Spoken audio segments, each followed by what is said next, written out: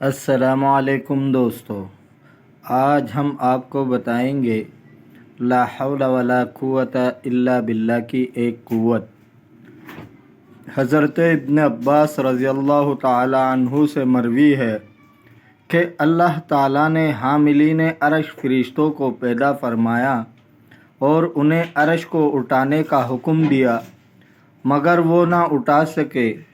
اللہ تعالیٰ نے ہر فرشتے کے ساتھ 7 آسمانوں کے فرشتوں کی برابر فرشتے پیدا کیے، پھر انہیں عرش اٹھانے کو حکم دیا، مگر وہ اٹھا نہ سکے۔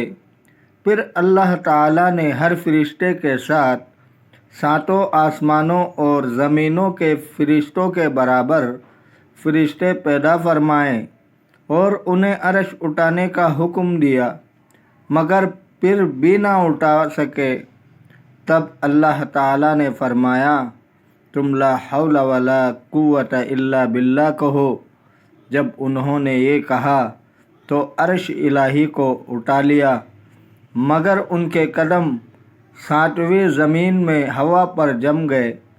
جب انہوں نے محسوس کیا کہ ہمارے قدم ہوا پر ہیں اور نیچے کوئی ٹھوس چیز موجود نہیں ہے، تو انہوں نے عرش الہی کو مضبوط سے تھام لیا اور لا حول ولا قوت الا باللہ پڑھنے میں مہو ہو گئے، تاکہ وہ انتہائی پستیوں پر گرنے سے محفوظ رہے۔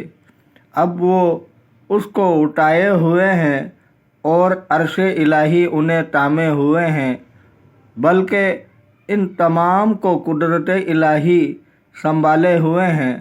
روایت ہے کہ جو شخص صبح و شام 7 مرتبہ حسبی اللہ لا الہ الا ہو علیہ توکلت وہو رب العرش العظیم پڑھتا ہے، اللہ تعالیٰ اس کے تمام عزائم کو پورا کر دیتا ہے۔